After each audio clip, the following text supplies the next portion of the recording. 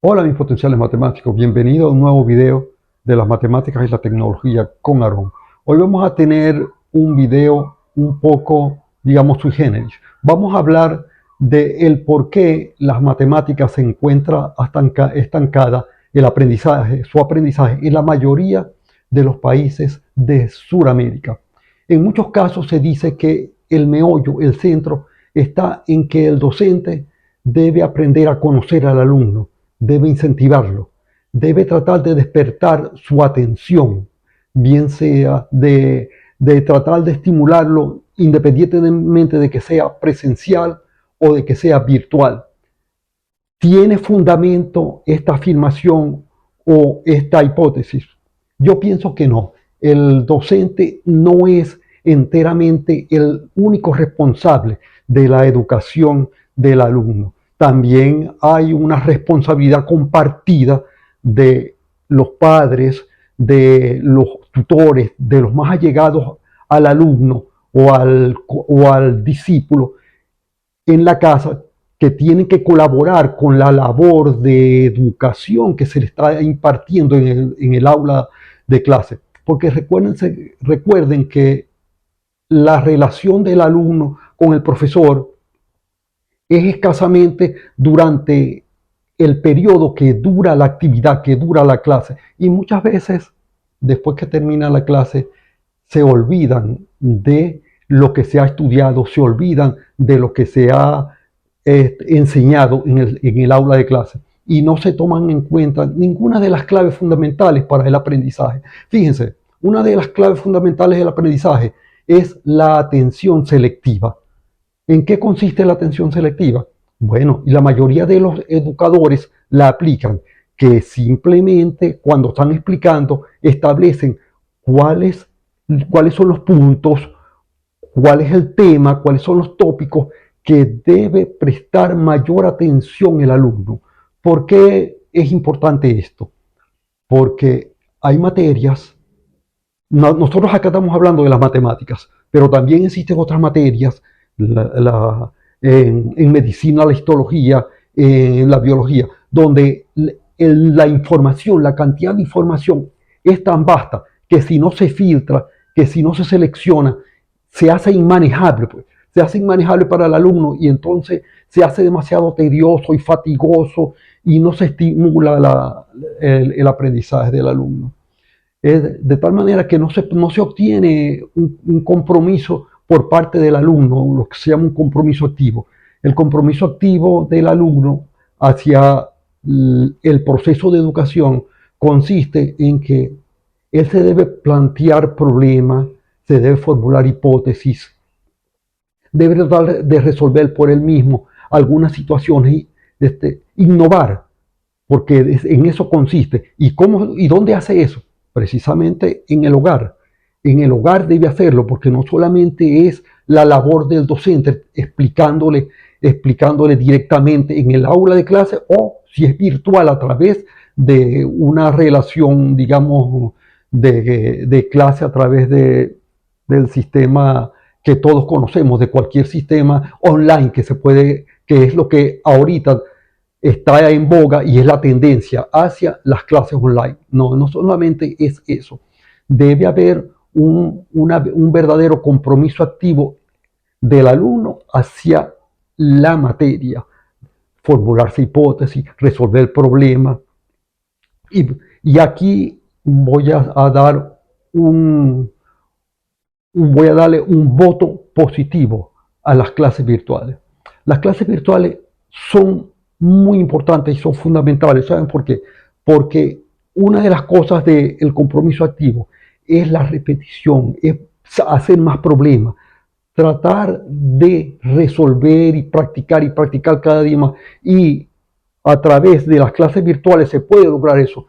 En un aula de clase es prácticamente a veces imposible. Por ejemplo, se está dando una clase, pongamos por caso trigonometría, pongamos por caso identidades trigonométricas. Sabemos que las identidades trigonométricas, una es diferente a la otra. Entonces, ¿cuál es la manera de aprender? Realizando muchos ejercicios, practicando mucho. Hay que practicar reiteradamente.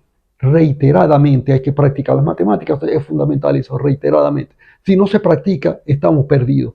Y les voy a hacer, o les voy a relatar una anécdota muy personal.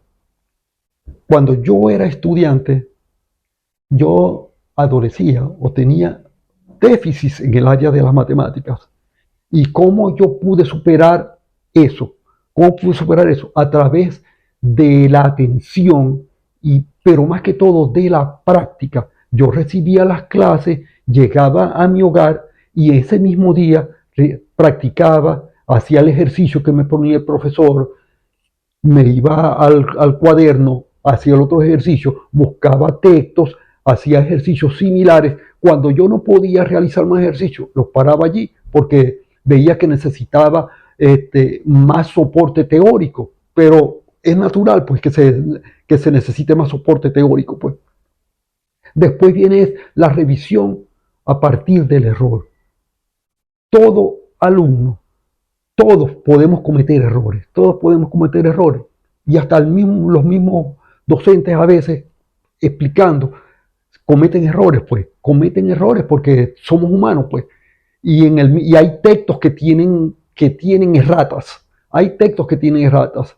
Y yo les voy a relatar algún caso, alguna situación que me acaeció a mí en el ciclo básico de la universidad. Yo estaba tratando de resolver un ejercicio que estaba en un texto y el resultado que decía el ejercicio, bueno, no los conseguía, no me daba el ejercicio. Pues. Y yo se lo llevé a varios profesores y no daban con el resultado del ejercicio. Y muchos de ellos decían que estaba equivocado, que el texto estaba equivocado, pues que era erróneo. Sin embargo, no era así, porque andando el tiempo,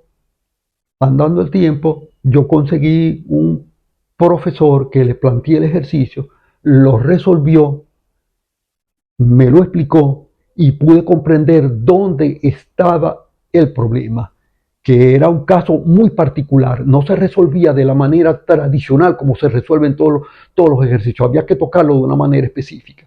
Y ven que eso puede ocurrir. Lo que hay que determinar es determinar cuál es la fuente del error para no cometerlo. Desde ese momento yo puedo tener cualquier tipo de problemas que tenga que ver con ese tópico y no me va a pasar, no voy a tener ningún problema para resolverlo, porque, bueno, ya sé tratar el caso. Voy a relatarle un poco jocoso, un chiste un poco jocoso. ¿No? Este, en mis tiempos de estudiante de ingeniería, yo veía una materia que se llamaba, o se llama, porque todavía la dictan en ingeniería de telecomunicaciones, la dictan, teoría electromagnética. Teoría electromagnética es una materia un poquito abstracta. Tiene la particularidad de que, bueno, que es compleja. Todos los alumnos dicen que es demasiado compleja. Y la anécdota es que una vez un profesor estaba explicando un ejercicio en la pizarra y él se esmeraba a explicarlo, ¿no? Y lo explicó, lo explica detalladamente, explica todas las ecuaciones, el análisis complejo que tiene que haber. Y al final termina y él le pregunta a los alumnos, ¿comprendieron? Y los alumnos le dicen, no, profesor, no comprendieron. Entonces el profesor lo intenta otra vez usar otro método y lo vuelve a explicar de una manera mucho más sencilla, con palabras más llanas. Y termina otra vez el ejercicio y le dice, ¿y ahora lo comprendieron, alumnos? No, pues no, profesor, caramba, nos da mucha vergüenza, pero no lo entendí. Y él intenta otra vez y por tercera vez lo explica, ¿no? Y al final el profesor, después que termina de explicarlo por tercera vez, se ríe, ¿no? Y los alumnos le dicen, profesor, ¿por qué se está riendo? Entonces le dice, me estoy riendo porque ahorita, en este momento, yo lo acabo de comprender.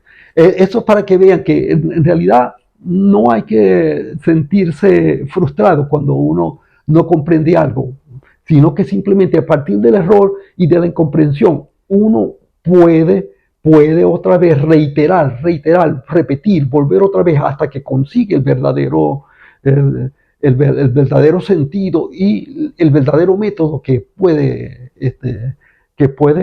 determinar cuáles son las claves y entender el problema. La otra parte es, después de todo esto viene una etapa muy fundamental que todo educador debe saber y que se tiene que tomar en cuenta a la hora de eso, que es la consolidación. La consolidación es la fijación de los conocimientos adquiridos en la memoria. Eso es fundamental. Hay que memorizar, hay que tratar de memorizar, pero memorizar todo, aprenderse de memoria todo, aprenderse de caletre todo, no, ese no es el método. Hay que memorizar las claves y a partir de las claves desarrollar.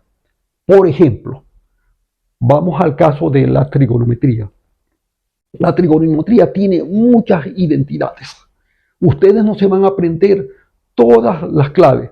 Ustedes, por ejemplo, se aprenden, por decirle algo, la manera o la fórmula de las funciones trigonométricas de la suma de ángulos, de las diferencias de ángulos, y a partir de allí deducen todas las demás en un momentico, en menos de 10 minutos deducen todas las demás. O sea que la práctica es fundamental, la consolidación del conocimiento en la memoria es fundamental. Hay que afirmar el conocimiento en la memoria. El docente tiene un papel determinante, es verdad, tiene un papel determinante, pero también en el hogar, la familia, los padres también juegan un papel fundamental. Y más ahora, en las actuales circunstancias o en los actuales momentos, en los tiempos actuales, donde hay una deriva hacia las nuevas tecnologías bastante, bastante acentuada. Entonces nos damos cuenta que muchos alumnos se niegan a realizar ejercicios que necesitan aprender, o sea, maneras que necesitan llegar a determinar, porque ya la manera de calcularlo ya existe ya en una calculadora, en un programa, en una computadora. O sea, resolver un sistema de ecuación, ya existe un programa donde simplemente metes los datos y arroja el resultado. Los logaritmos, las raíces. Es cierto, y les digo esto, la tecnología es para usarla, para que nos ayude a nosotros, no para que el ser humano sea esclavo de ella. Porque va a llegar un momento, claro, yo no estoy de acuerdo en eso de que la tecnología va a sustituir al hombre. No, porque él no puede razonar, la tecnología no puede razonar. Pero es importante saber que debemos conocer de dónde salen las cosas, cuáles son el origen de las cosas, porque si no estamos perdidos, pues. Eh, quería compartir con ustedes estas reflexiones acerca de los motivos, mis pareceres o mi opinión acerca del por qué está estancado el rendimiento de las matemáticas en la mayoría de los países de Sudamérica. Y pienso fundamentalmente también que todos los docentes estamos preocupados, no solamente los docentes de secundaria y a nivel universitario, también los docentes de educación primaria. Y a ellos hay que agradecerles porque una de las cosas más importantes es la educación básica, la educación elemental, porque de verdad, de verdad, de verdad, el esfuerzo que tiene un docente de primaria para dar a conocer los principios de la matemática y cualquier enseñanza es bastante titánico. Yo que se los digo que en alguna ocasión no di clase, pero intenté dar clase y de verdad que es complicado porque el arsenal pedagógico que deben tener es muy especial. Bueno, yo quería eh, finalizar diciéndoles que la mayoría de los problemas, la mayoría de los inconvenientes que tienen los alumnos con el aprendizaje de las matemáticas se basa fundamentalmente, aunque no mantienen, observen esto, una atención selectiva y un compromiso activo. Espero que estas reflexiones le hayan calado hondo y que podamos compartirlo. En un nuevo video vamos a hablar de algunos temas que tengan que ver con algo similar. Los quiero mucho, hasta la próxima.